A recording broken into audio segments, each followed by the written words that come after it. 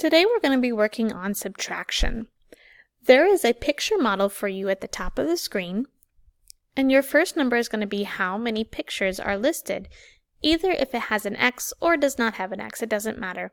So this first number is 8 because there are 8 balloons. Then the second number is how many balloons are crossed off. So the second number here is 5 because I see 5 balloons that are crossed off. The answer is how many balloons are left. 8 minus 5 is 3. So I'm going to double click the question mark, wait till it turns blue, and then I'm going to type the number 3 in using my keyboard. There are a lot of those for you to practice with, but when you go a little bit further down, there's going to be some different ones that have 2 or even 3 question marks. You have to figure out what these question marks are going to be.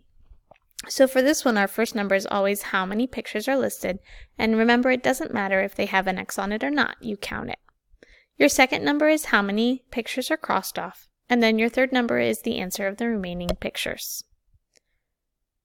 Down here, there are all 3 of them as question marks, so you have to make the complete subtraction sentence. When you're all done, you may turn it in to Google Classroom.